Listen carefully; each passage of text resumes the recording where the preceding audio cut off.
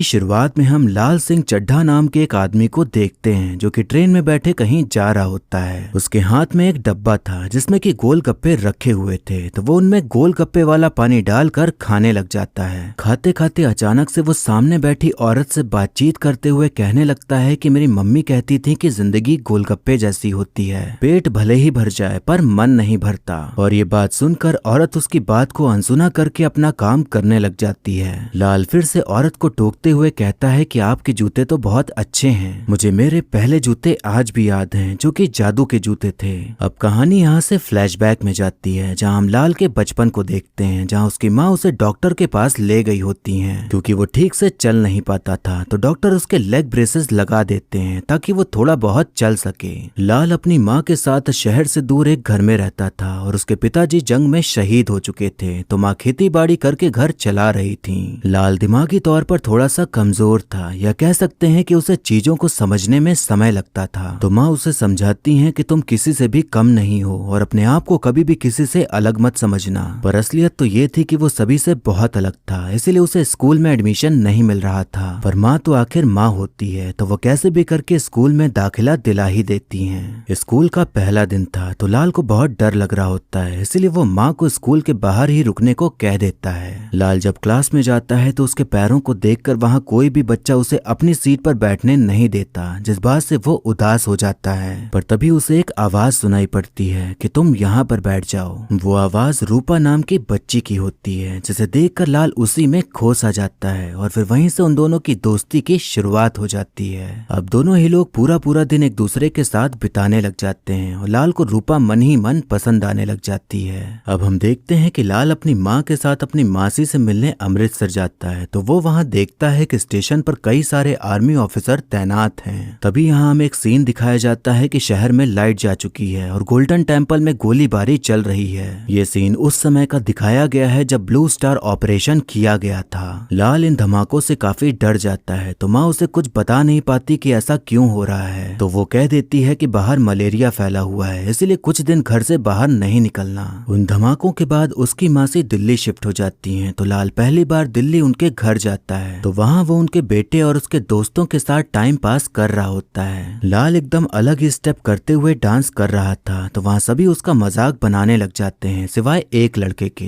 वो लड़का लाल के पास आता है और उसके डांस स्टेप को कॉपी करने लग जाता है क्योंकि उसे उसका डांस काफी पसंद आ गया था। और फिर वही लड़का आगे चलकर बनता है बॉलीवुड का किंग खान शाहरुख खान। अब लाल अपनी फैमिली के साथ दिल्ली घूमने के लिए जाता है और जब वो सभी लोग प्रधानमंत्री इंदिरा गांधी के घर के पास खड़े होकर फोटो खिंचा रहे होते हैं, तो तभी अंदर से गोलियां चलने की आवाज सुनाई पड़ती है। टीवी में न्यूज चल रही होती है कि पीएम इंदिरा गांधी की हत्या कर दी गई और अब वो इस दुनिया में नहीं रही। उनकी हत्या के बाद शहर में दंगे शुरू हो गए और हर जगह मासूम लोग मारे जाने लगे। लाल और उसकी माँ ऑटो से स्टेशन जा रहे थे, तो लोगों ने उन पर भी हमला करने की कोशिश करी, पर वो लोग कैसे भी करके वहाँ से भाग निकले। जिन पर हमला किया जा रहा था वो सिर्फ सिख ही थे, इसीलिए लाल की माँ लाल के बाल काट देती हैं ताकि उसे कोई सिख ना समझे और उसकी जान बच जाए। अब हम देखते हैं कि लाल अपने गांव वापस आ गया होता है और रूपा के साथ कहीं जा रहा होता है कि तभी उसके क्लास के कुछ बच्चे लाल के ऊपर पत्थर चलाने लग जाते हैं। रूपा उसे वहां से भागने के लिए कहती है और बार बार यही चिल्ला रही होती है कि भाग लाल भाग। वो बच्चे उसको मारने के लिए उसके पीछे जाते हैं, तो लाल और तेजी से भागता है और इतनी तेजी से भागने लग जाता है कि उसके पैरों में लगे ब्रेसेस टूट जाते हैं और वो खुलकर पूरी फुर्ती के साथ दौड़ने लग जाता है। दरअसल लाल के मन में ये बैठ गया था कि वो चल नहीं सकता, पर असल बात ये थी कि उसके पैर बिल्कुल ठीक थे और आज जब उसे रूपा ने भागने को कहा तो वो पूरी तेजी के साथ भाग पाया। बहुत दिन हो गए थे लेकिन रूपा स्कूल नहीं आई थी, तो लाल उससे मिलने के लिए उसके घर ही चला जाता है, तो देखता है कि रूपा अपने घर के बाहर ही बैठी हुई है। रूपा के पिताजी पैसों के लिए उसकी माँ को मार रहे होते हैं और वो इतना मारते हैं कि माँ की मौत हो जाती है।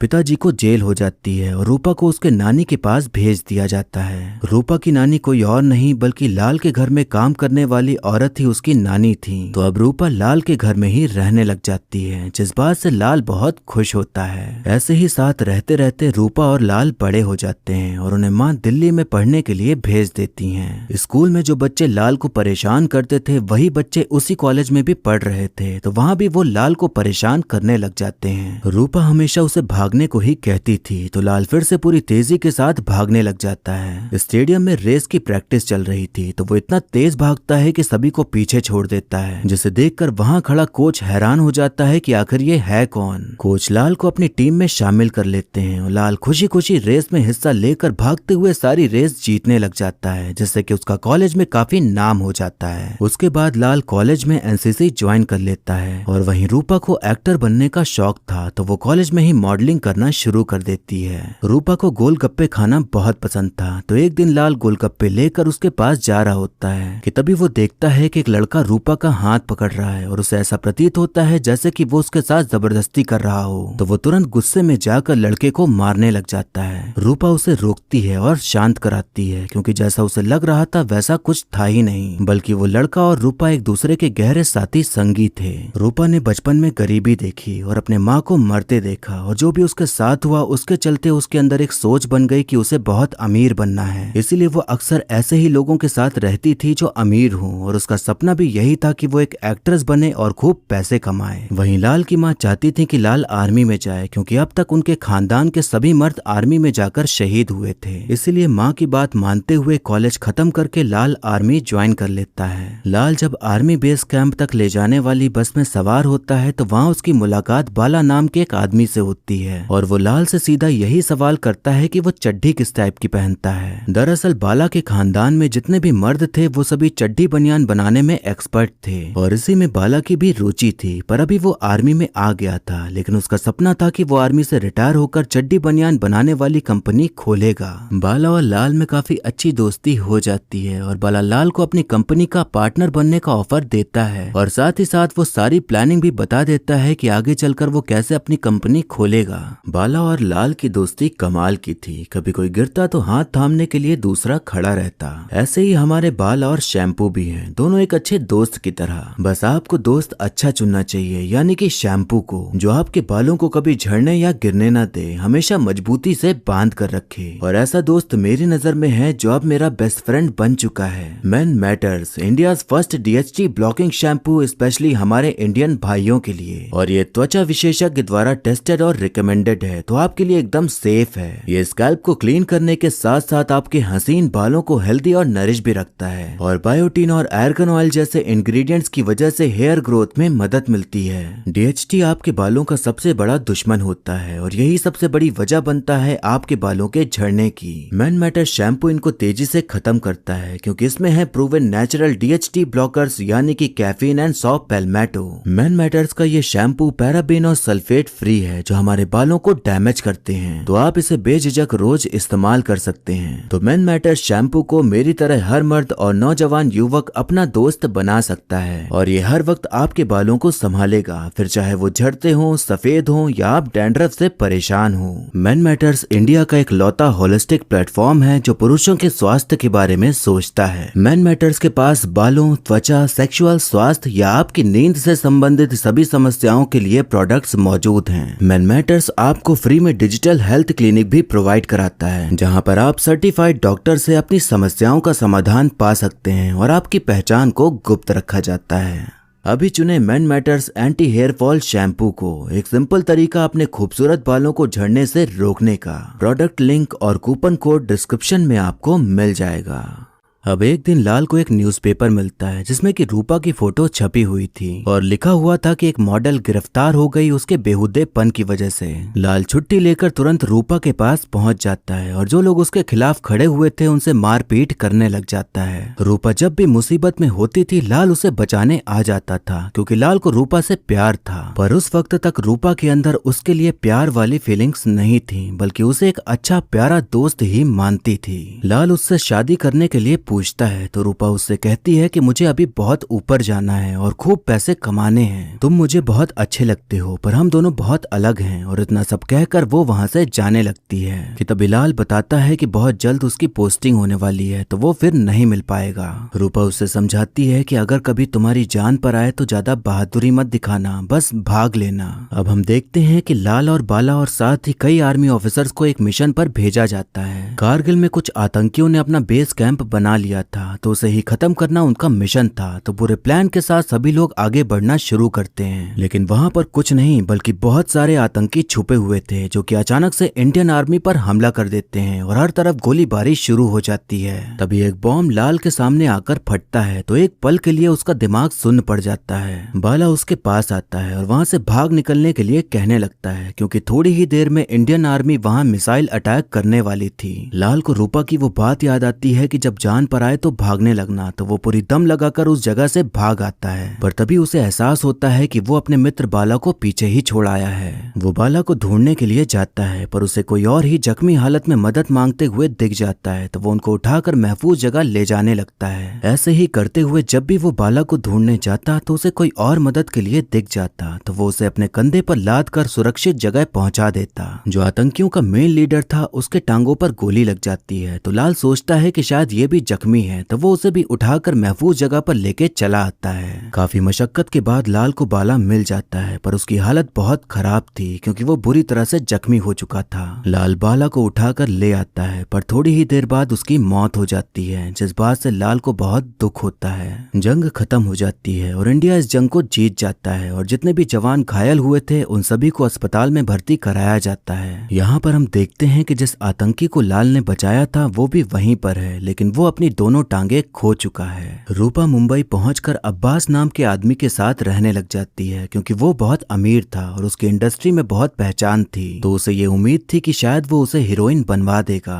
अस्पताल में आर्मी ऑफिसर उस आतंकी को ढूंढ रहे होते हैं जिसका नाम मोहम्मद होता है, जिसे लाल उठा लाया था, पर किसी को भी ये बात पता नहीं थी कि लाल एक आतंकी को उठा लाया है। ऑफिसर को मोहम्मद के बारे में कोई जानकारी नहीं थी और जो जानकारी थी वो झूठी थी और अब वो वहाँ से गायब हो चुका था। लाल ने इतने सारे आर्मी के जवानों की जान बचाई थी तो उसके लिए उसे वीर चक्र से सम्मानित किया जाता है, जिसे देखकर उसकी माँ को बहुत गर्व महसूस हो रहा होता है। अब एक रात लाल ऑटो से कहीं जा रहा होता है तो उसे रूपा किसी गाड़ी में बैठी दिखाई पड़ती है, तो वो उसका पीछा करने लग जाता है। रूपा अब्बास के साथ एक बड़े से होटल में चली जाती है तो लाल उसके पीछे पीछे जाता है कि तभी वो देखता है कि अब्बास रूपा को एक थप्पड़ मार देता है। ये देखकर लाल एकदम गुस्सा जाता है और तुरंत अब्बास के ऊपर मुक्कों की बरसात कर देता है। अब्बास सीधा साधा आदमी नहीं था, तो वो अपनी बंदूक निकालकर लाल को मारने जा रहा होता है, पर आसपास के लोग उसे रोक लेते हैं ये कहकर कि ये आर्मी वाला है, कुछ हो गया तो गड़बड़ हो जाएगी। थोड़े टाइम बाद रूपा खुद लाल को फोन करके चुपके से मिलने के लिए बुलाती है। रूपा और लाल दोनों एक दूसरे से मिलकर बहुत खुश होते हैं और काफी बातचीत होती है। रूपा अपने बारे में बताती है कि वो बड़ी बड़ी फिल्मों में काम कर रही है और बड़े लोगों से मिलती है, पर असलियत तो कुछ और ही थी। अब्बास उसे अपनी नौकरानी बनाकर रखता था और वो क्रिमिनल्स के साथ काम करता था, तो रूपा को उसकी कही हर बात माननी पड़ती थी। असलियत में लाल जितना रूपा से मिलकर खुश था उससे भी ज्यादा रूपा लाल से मिलकर खुश थी, क्योंकि वो जिस नरक में जी रही थी उससे थोड़े टाइम के लिए उसे बाहर आने का मौका मिल गया था। रूपा अपनी जिंदगी में चाहे जो करती थी, पर लाल उसे बिना जज किए उससे बेइंतहा प्यार करता था, जिस बात से रूपा एकदम इमोशनल हो जाती है और उसे गले से लगा लेती है और फिर वहाँ उसे छोड़कर चली जाती है। अब एक साल बीत जाते हैं कि तभी लाल को मोहम्मद दिखाई पड़ता है, तो वो उनसे मिलकर बहुत खुश होता है, पर मोहम्मद उससे मिलकर खुश नहीं होता और उसकी जान बचाने के लिए लाल को कोस रहा होता है। मोहम्मद उसे अपने घर ले जाता है और बताता है कि मैंने अपने घर जाने की बहुत कोशिश करी, पर ये साले मुर्दा लाश नहीं ले जाते तो जिंदा इंसान को क्या ही ले जाएंगे। अब हम देखते हैं कि टीवी में एक प्रोग्राम चल रहा होता है जिसमें कि एक मौलाना बता रहे होते हैं कि जन्नत में एक एक मर्द के लिए 72 खूबसूरत हूरें मिलेंगी, कि तभी मोहम्मद टीवी बंद करते हुए कहता है कि खुदा एक तरफ और खुदा को बताने वाले एक तरफ, और हम सारे बेवकूफ क्या सोचकर कूदे थे। मोहम्मद लाल से कहता है कि मैं तुम्हारा दुश्मन था जो तुम सबको मारने आया था और खुद मर जाने आया था, लेकिन किस्मत ऐसी कि मेरे दुश्मन ने ही मुझे बचाया। मोहम्मद को दारू की तलब लगती है तो लाल उसे दारू पिलाने ले जाता है और वहीं पर उसे बाला की चड्डी बनियान कंपनी खोलने का प्लान बताता है, तो मोहम्मद उस पर हंसने लग जाता है और उसका काफी मजाक उड़ाता है। वहीं हम देखते हैं कि रूपा अपनी जिंदगी से तंग आकर अपनी जान देने जा रही होती है, पर तभी उसे लाल की बातें याद आती हैं कि वो हमेशा कहता रहता था कि घर वापस आ जाओ, सब सही हो जाएगा, तो वो होश में आकर खुद को मारने से खुद को रोक लेती है। अब हम देखते हैं कि लाल आर्मी से रिटायर होकर अपने घर आ जाता है और अब बाला के बनाए हुए प्लान पर काम करने का सोचता है। अब लाल रूपा और मोहम्मद को चिट्ठी लिख देता है कि वो अंडरगारमेंट्स की कंपनी शुरू करने जा रहा है और फिर उसके बाद प्लान के हिसाब से वो 3 मशीन लेता है और 2 कारीगर लेके चड्डी बनियान सिलना शुरू कर देता है। लगातार काम करते करते करते पूरा कमरा चड्डी बनियान से भर जाता है। पर दिक्कत ये हो रही थी कि कोई भी उसके गारमेंट्स खरीद नहीं रहा होता। तभी एक दिन वहाँ पर मोहम्मद आ जाता है क्योंकि लाल की चिट्ठी उसे मिल गई थी। तो वो बाला अंडरगारमेंट्स का मार्केटिंग मैनेजर बन जाता है। उनके गारमेंट्स नहीं बिक रहे थे तो वो लोग एक पे एक फ्री ऑफर रख देते हैं, पर फिर भी कोई सेल नहीं होती। एक पे 2 फिर एक पे 3 का भी ऑफर रख देते हैं, पर फिर भी सेल नहीं होती। एक दिन मोहम्मद को ख्याल आता है कि हमें कंपनी का नाम मेल से फीमेल करना चाहिए क्योंकि हमारा प्रोडक्ट मेल के लिए है, पर नाम अगर फीमेल होगा तो मर्द उससे आकर्षित होकर जरूर खरीदेंगे। लाल के मन में तो हमेशा रूपा ही घूमती रहती थी, तो लाल कंपनी का नाम रूपा रख देता है और अब उस कंपनी का नाम हो जाता है रूपा गारमेंट्स। ये आइडिया उनका काम भी कर जाता है और भयंकर तरीके से सेल होने लग जाती है और देखते ही देखते उनका ब्रांड इतना बड़ा हो जाता है कि एक बड़ी सी फैक्ट्री के साथ साथ ऑफिस भी बन जाता है। कहानी प्रेजेंट में आती है जहां हम देखते हैं कि लाल ने अपने सामने बैठी औरत को अपनी कहानी सुनाना शुरू की थी, पर अब वहां पे बैठे सभी लोग उसकी कहानी बड़ी उत्सुकता के साथ सुन रहे थे। और जब ये बात खुलती है कि रूपा गारमेंट्स का मालिक लाल है तो सभी मजाक उड़ाने लग जाते हैं कि इतनी बड़ी कंपनी का मालिक जनरल बोगी में कैसे सफर कर सकता है। तभी लाल सभी को इंडिया टुडे की मैगजीन का फ्रंट पेज दिखाता है जिसमें कि लाल और मोहम्मद की फोटो छपी हुई थी और तब जाकर लोगों को यकीन होता है कि वो सच में रूपा कॉरपोरेशन का मालिक है। वो सभी को बताता है कि कंपनी के 2 हिस्से हो गए हैं जिसमें से एक हिस्सा बाला के परिवार को जाता है। मोहम्मद टीवी में न्यूज देख रहा होता है जिसमें कि दिखाया जा रहा होता है कि मुंबई के ताज होटल में अटैक हुआ है जिसमें कि एक आतंकी पकड़ा गया है। ये सब देखकर मोहम्मद को एहसास होता है कि वो लाल से मिलकर और इस देश की अच्छाइयों को देखकर वो तो सुधर गया, पर उसके देश में अब भी लोगों को भड़काया जा रहा है और दुश्मनी सिखाई जा रही है। इसीलिए अब वो वापस अपने देश जाने का सोच लेता है और लाल को बताता है कि वो वहां जाकर एक स्कूल खोलेगा और बच्चों को अच्छी सीख देगा। अब एक दिन लाल को खबर मिलती है कि माँ की तबीयत बहुत खराब हो गई है, तो वो आनन फानन दौड़ते भागते घर पहुंचता है तो देखता है कि माँ बिस्तर पर लेटी हुई हैं। माँ उससे कहती हैं कि अब मैं जा रही हूँ क्योंकि अब मेरा वक्त खत्म हो गया है और इसमें घबराने की कोई जरूरत नहीं है क्योंकि हर किसी को जाना पड़ता है। मेरे साथ कुछ अलग नहीं हो रहा बल्कि मौत तो जिंदगी का ही एक हिस्सा होती है और अपना साथ बस यहीं तक था लाल। लाल उन्हें गले लगाकर खूब रोने लग जाता है और कहने लगता है कि मुझे छोड़कर मत जाओ माँ, पर माँ को कैंसर था तो आखिर में उनकी मौत हो ही जाती है और अब लाल एकदम अकेला पड़ जाता है। लाल अपने घर को छोड़कर वापस अपनी कंपनी में काम करने नहीं जाता क्योंकि खेत में काफी मजदूर काम करते थे तो उनका ख्याल भी रखना जरूरी था। इसीलिए उसने कंपनी संभालने के लिए बहुत से लोग रख दिए थे और खुद घर पर रहने लगा था। अकेले रहकर उसे रूपा की बहुत याद आती थी तो वो हमेशा ये सोचता था कि एक दिन रूपा वापस जरूर आएगी और ये एक दिन आ भी जाता है और रूपा वहाँ आ जाती है। रूपा ज्यादा बातचीत नहीं करती थी, बस सोती ही रहती थी क्योंकि शायद उसे सुकून की नींद चाहिए थी। रूपा जहाँ से निकलकर आई थी उससे उभर पाना आसान नहीं था, पर लाल के साथ रहते रहते वो धीरे धीरे हंसना बोलना शुरू कर देती है और पहले की तरह लाल के साथ रहने लग जाती है। लाल एक बार फिर से उससे शादी के लिए पूछता है पर रूपा उसे हाँ नहीं कह पाती और कहती है कि उसका कोई भरोसा नहीं कि आगे क्या होगा। लाल उदास और रूपा से नाराज हो जाता है क्योंकि उसे लगता है कि शायद वो स्मार्ट नहीं है, इसीलिए रूपा उससे शादी नहीं कर रही। रूपा लाल के पास जाती है और उससे कहती है कि मैं तुमसे बहुत प्यार करती हूँ और इतना कहकर उसके होठों को चूम लेती है और फिर इसके बाद वो दोनों सिर्फ यहीं तक नहीं रुकते बल्कि अपनी दूरियों को मिटाकर दोनों एक दूसरे के बेहद करीब आ जाते हैं और उनके बीच वो सब कुछ होता है जो आप अभी सोच रहे हैं। हम देखते हैं कि आधी रात को घर पर पुलिस आती है तो रूपा लाल को बिना कुछ बताए उनके साथ ही चली जाती है।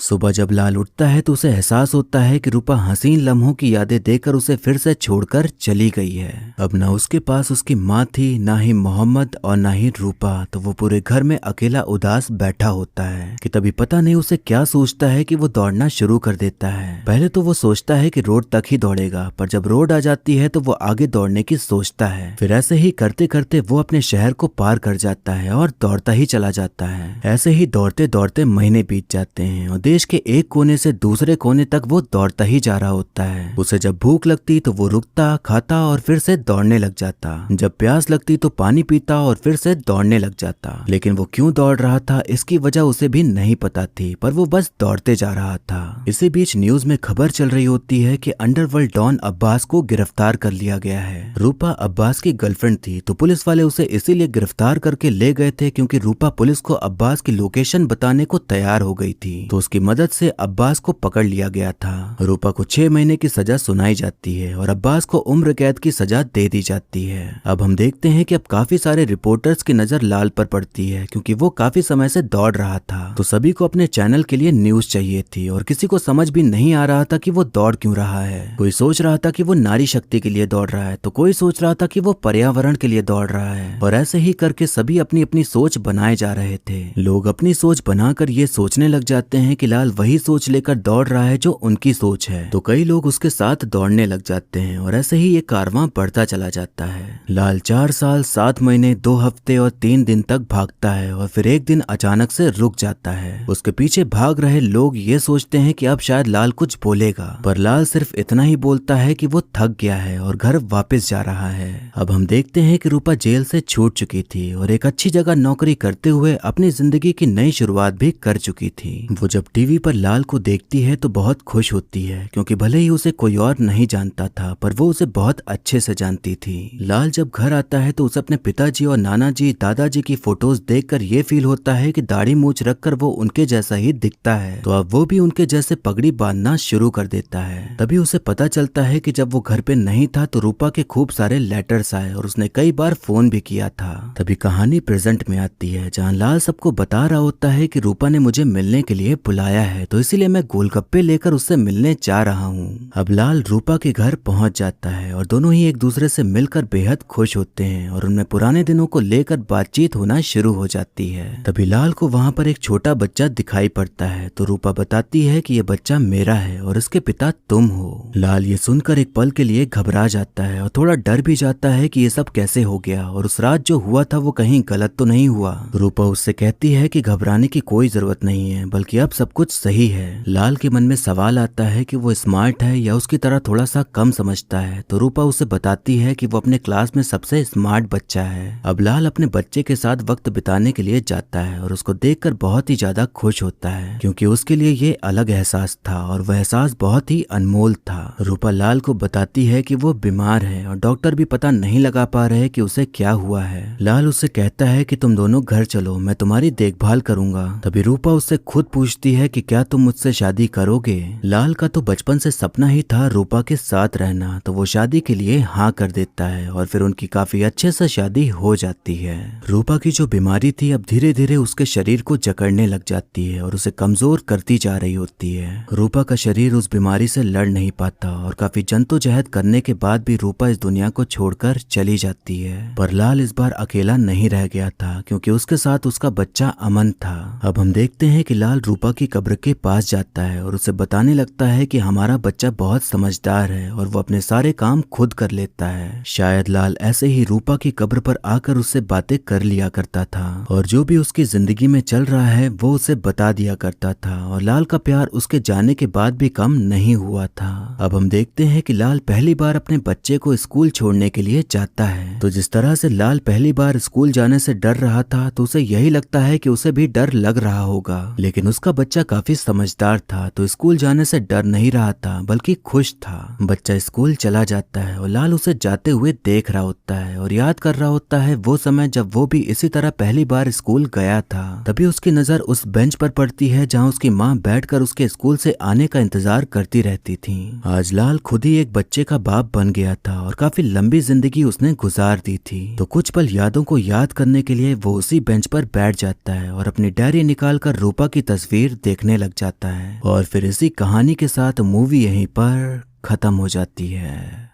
तो दोस्तों ये जो मूवी है वो हमें बताती है कि हमें अपनी जिंदगी में कभी भी हार नहीं माननी चाहिए और अगर आप कामयाबी पाना चाहते हैं तो इसका एक ही तरीका है कि आप उस काम में घुस जाएं और इतनी मेहनत करें कि आप उस काम के एक्सपर्ट बन जाएं। या फिर ये भी कह सकते हैं कि जो होता है अच्छे के लिए होता है और जरूरी नहीं कि हम सिर्फ एक ही चीज के लिए बने हों। फिल्म की कहानी के ऊपर मैं कोई भी डाउट नहीं कर सकता क्योंकि वो एक बेहतरीन फिल्म से ली गई है जिसका नाम है फॉरेस्ट गंप। पर यहाँ मैं दावे के साथ ये कह सकता हूँ कि जिस तरह से उस फिल्म में कहानी दिखाई और बताई गई है उस तरह का फील लाल सिंह चड्ढा में देखने को नहीं मिलता। ये फिल्म इंडियन ऑडियंस के हिसाब से बनाई गई और भारत देश में जो भी चीजें हुई हैं वो सभी इसमें दिखाया गया, पर यहाँ हम कैरेक्टर के इमोशंस को बिल्कुल भी फील नहीं कर पाते और इमोशनल सीन में रोने जैसा फील भी नहीं आती। जिसने भी फॉरेस्ट गंप देखी होगी वो फील कर सकता है कि मैं क्या कहना चाह रहा हूँ और सिर्फ वही लोग मेरी भावनाओं को समझ पा रहे होंगे। बाकी जिसने नहीं देखी उसके लिए लाल सिंह चड्ढा एक नई फिल्म की तरह ही देखने मिलेगी और उन्हें काफी ज्यादा पसंद आई होगी। फॉरेस्ट गंप इंग्लिश में है, जिस वजह से बहुत लोगों ने नहीं देखी होगी, तो ये कारण भी हो सकता है कि काफी लोगों को लाल सिंह चड्ढा पसंद आ सकती है। कहानी सेम तो है पर काफी कुछ बदला भी गया है और यहाँ पर एक किरदार ही बदल के रख दिया गया है। फॉरेस्ट गंप में दिखाया गया है कि जब वो आर्मी सोल्जर्स को बचा रहा था तो उसने अपने सीनियर ऑफिसर की भी जान बचाई थी, लेकिन उनकी टांगे जा चुकी थी और वो फॉरेस्ट से इस बात के लिए गुस्सा थे कि उन्हें बचाया क्यों, क्योंकि उन्हें जंग के मैदान में ही शहीद होना था। पर धीरे धीरे उन्हें जिंदगी जीने की एक उम्मीद मिलती है और वो एक बड़ी कंपनी के मालिक बन जाते हैं, तो वो फॉरेस्ट को उसकी जान बचाने के लिए शुक्रिया कहते हैं। वहीं लाल सिंह चड्ढा में इस सीन को एकदम उलट ही कर दिया गया है और दिखाया गया है कि वो एक आतंकवादी को बचाता है, फिर उस आतंकी का हृदय परिवर्तन हो जाता है और अच्छा इंसान बन जाता है, ये देखकर कि यहाँ के लोग कितने अच्छे हैं और मददगार हैं। अब यहाँ मैं हर एक मेन कैरेक्टर के बारे में बात करना चाहूंगा कि क्या चीजें सही थी और उस कैरेक्टर का महत्व क्या था। लाल सिंह चड्ढा का कैरेक्टर ऐसा था कि वो दिमाग से कमजोर तो नहीं था पर चीजों को बहुत धीरे समझता था, लेकिन एक बार अगर वो समझ जाए तो वो उस चीज में एकदम एक्सपर्ट बन जाता था। आमिर खान ने इस कैरेक्टर को निभाने के लिए अपनी तरफ से बहुत मेहनत करी है, लेकिन उनकी ये मेहनत बिल्कुल भी नए कैरेक्टर को जन्म नहीं देती, बल्कि बार बार आपको फील आता रहेगा कि आप पीके को देख रहे हैं या फिर धूम 3 के उस कैरेक्टर को देख रहे हैं जो दिमागी रूप से कमजोर था। आमिर सर ने शायद सोचा कि अगर मैं बार बार हुआ करूंगा, अजीब अजीब फेस एक्सप्रेशंस दूंगा और लगातार पलके झपकाऊंगा तभी इंडियन ऑडियंस को समझ आएगा कि वो नॉर्मल नहीं है, पर उन्होंने ये सारी चीजें इतनी ज्यादा कर दी कि कैरेक्टर दिमाग से धीरे नहीं बल्कि एकदम बेवकूफ सा ही दिखाई पड़ता है। लाल सिंह चड्ढा का जो बचपन दिखाया गया है उसमें इतना सब कुछ नहीं था, बल्कि वो लोगों की बातें सुनता था और चीजों को समझने की कोशिश करता था, और अगर सेम इसी चीज को आगे बढ़ाते तो कैरेक्टर काफी अच्छा होता। अब ये फिल्म फॉरेस्ट गंप की अडेप्टेशन है तो कंपेयर करना तो बनता ही है, और अगर आप फॉरेस्ट गंप को देखेंगे तो तब आपको समझ आएगा कि उसमें इतना ओवर नहीं किया गया है, बल्कि फॉरेस्ट बिल्कुल नॉर्मल ही बिहेव करता है। बस उसकी चाल ढाल और हल्के एक्सप्रेशन से ही पता चल जाता है कि वो बाकियों से अलग है। काफी लोगों के मन में ये ख्याल जरूर आया होगा कि लाल सिंह चड्ढा अचानक से भागना क्यों शुरू कर देता है। हम सभी की जिंदगी में एक ऐसा पल आता है जब फील होता है कि सब कुछ छोड़ छाड़ के भाग जाएं, तो वही पल लाल की जिंदगी में आया था, इसीलिए सब कुछ पीछे छोड़कर उसने भागना शुरू कर दिया था। और जब समय बीता और उसके मन में चीजें नॉर्मल हुई तो वो रुका और वापस अपने घर चला गया। रूपा के कैरेक्टर की बात करें तो यहाँ पर उसका रोल काफी मायने रखता है, क्योंकि अपनी माँ के बाद लाल उसकी ही बातों को सुनता था और लाल की जिंदगी में काफी चीजें हुई जो कि उसने उसकी ही बातों से इंस्पायर होके की थी। रूपा ने इतना कुछ झेला था कि वो यही समझती थी कि मुसीबत से दूर भागना ही सबसे अच्छा होता है, इसलिए वो हमेशा लाल को भागने के लिए कहती थी कि जब भी कुछ हो तुम भाग लेना, जबकि असलियत में वो खुद अपनी मुसीबतों से नहीं भाग पा रही थी और अपने सपने को साकार करने के चक्कर में उसी में पिसती जा रही थी। रूपा ने उसे कभी शादी के लिए हाँ इसलिए नहीं करी क्योंकि वो ये सोचती थी कि लाल उसको डिजर्व नहीं करता, क्योंकि लाल इतना ज्यादा अच्छा है कि वो उससे बेहतर डिजर्व करता है। पर जब रूपा अपने पास्ट को भुलाकर एक नई जिंदगी की शुरुआत करती है तब वो लाल से खुद ही शादी करने का पूछ लेती है, और उससे पहले वो उसके ही बच्चे को पालती आ रही थी। तो ऐसा नहीं था कि वो लाल से प्यार नहीं करती थी, बस बात ये थी कि उसके हालात नहीं सही थे और वो खुद ही इतना अंदर से डिस्टर्ब थी कि वो लाल की जिंदगी खराब नहीं करना चाहती थी। सबके मन में ये ख्याल आया होगा कि आखिर रूपा को क्या बीमारी हुई थी, तो फॉरेस्ट गंप में बताया गया है कि इस कैरेक्टर को HIV एड्स हो गया था, तो यहाँ हम मान सकते हैं कि रूपा को भी यही हुआ था जिसके कारण उसकी मौत हो गई। लाल की माँ ने लाल को बहुत अच्छी अच्छी बातें सिखाई और अच्छी सीख दी, जिनको फॉलो करते हुए ही वो इतना सब कुछ कर पाया। तो लाल की जिंदगी में सबसे इम्पोर्टेंट रोल माँ ने ही निभाया है, क्योंकि अगर वो नहीं होती तो शायद लाल इतना सब कुछ कर ही नहीं पाता। अब आते हैं मोहम्मद के कैरेक्टर के ऊपर, जिस पर बात करने के लिए बहुत कुछ है। फिल्म में दिखाया गया है कि लाल आतंकी मोहम्मद को बचा लेता है, क्योंकि वो इतना मासूम है कि उसे पहचान ही नहीं होती कि वो किसे उठा के ले जा रहा है, बस यही दिखता है कि उसे जान बचानी है। इस कैरेक्टर के जरिए हमें बहुत ही बढ़िया मैसेज देने की कोशिश करी गई है, पर सवाल ये उठता है कि जिसे मैसेज मिलना चाहिए क्या वो ये मूवी देख रहा होगा या नहीं। यहाँ यही बताया गया है कि कैसे लोगों को भड़का के नफरत फैला के आतंकी बनाया जाता है। एक आतंकी क्या इस मूवी को देखेगा और इस सीन को देखकर क्या वो बदल जाएगा, या फिर ये बताने की कोशिश करी गई है कि आम इंसान में ही कई आतंकी छुपे होते हैं जिनका शायद मन बदल जाए ये सीन देखकर। मूवी में तो ये देखकर अच्छा लगता है, पर असलियत में मुझे नहीं लगता कि किसी का हृदय परिवर्तन इतनी आसानी से होता है। मोहम्मद का यहाँ पर इतनी आजादी से जीना और किसी को भी पता ना चलना, यह हमारे देश की सिस्टम की कमजोरी को दिखाता है कि आतंकी देश में रह रहा है और हमें पता ही नहीं है। अब अगर कोई खूनी या आतंकी हो, उसने खूब मारकाट करी हो या आतंक फैलाया हो और फिर उसका हृदय परिवर्तन हो जाए और उसे समझ आए कि उसने जो किया या करते आ रहा था वो गलत था, तो उसने अब तक जितने कत्ल किए, लोगों को मारा, वो माफ तो नहीं हो जाएगा बल्कि उसकी सजा तो उसे मिलेगी ही। तो अगर मोहम्मद को इतना ही पछतावा था तो उसे अपने आप को सरेंडर कर देना चाहिए था और बाकी जो आतंकियों के खुफिया अड्डे हैं और बाकी सभी जानकारी दे देनी चाहिए थी, तो उससे शायद और भला कर पाता। पहले तो मुझे भी ये सीन देखकर बड़ा अच्छा लगा था कि यहाँ ये दिखाया जा रहा है कि आतंक फैलाना गलत है, तो एक पल के लिए फील होता है कि बढ़िया मैसेज दिया गया है। पर जब गौर से इस सीन को समझा तो समझ आया कि इसमें काफी सारे लूप होल्स हैं। जो सीन फॉरेस्ट गंप में है वो बिल्कुल ही परफेक्ट है और देखने में जायज भी लगता है कि एक आर्मी ऑफिसर जिसे जंग में शहीद होना था उसे फॉरेस्ट बचा लेता है, जिस बात से ऑफिसर गुस्सा जाता है क्योंकि बिना टांगों के वो अपने आप को कुछ भी नहीं समझता। पर आगे चलकर उसे एहसास होता है कि उसकी जिंदगी अब भी कितनी खूबसूरत है और अगर वो मर गया होता तो शायद वो ये पल नहीं जी पाता। तो अगर वो सीन सेम ऐसे ही इसमें भी दिखाया जाता तो इंडियन ऑडियंस को और भी अच्छा मैसेज देखने को मिल पाता। पर यहाँ पर कैरेक्टर ही बदल दिया गया, जो कि आसानी से हजम नहीं होता कि एक आतंकी कैसे इतने टाइम तक देश में खुलेआम रह सकता है और बड़ा बिजनेसमैन भी बन जाता है और उसकी फोटो भी छपती है, पर फिर भी उसकी असलियत सामने नहीं आती। मोहम्मद को भले ही जितना अच्छा दिखाया गया और अच्छा इंसान बन गया, पर अगर ये सीन दिखाते कि उसकी आंखें खुल गईं और वो खुद जाकर सरेंडर कर दिया और सारी जानकारी भी देती, तो समझ में आता कि हाँ वाकई में वो बदल गया है और नहीं चाहता कि आतंक और फैले।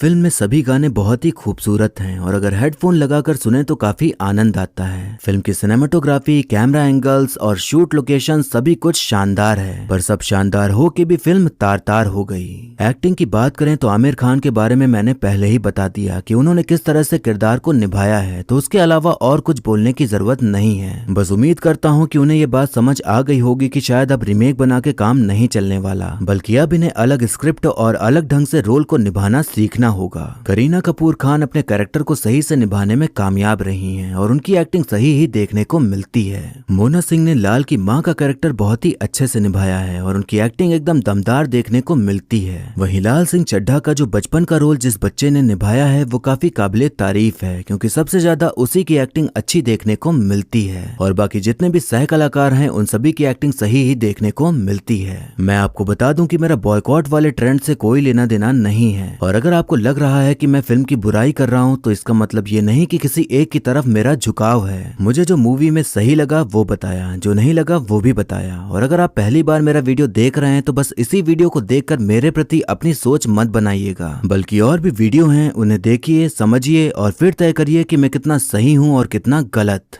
बाकी आप भी अपने विचार कमेंट बॉक्स में लिख सकते हैं और आप इस फिल्म के बारे में क्या सोचते हैं खुलकर सभी को बता सकते हैं। तो ये था एक्सप्लेनेशन लाल सिंह चड्ढा मूवी का। आपको मूवी और मेरा एक्सप्लेन करना कैसा लगा ये कमेंट करके जरूर बताइएगा और ऐसे ही आने वाली वीडियोस देखते रहने के लिए हमारे चैनल को सब्सक्राइब करें और बेल आइकन दबा दें, जिससे कि आपको नई वीडियोस की नोटिफिकेशन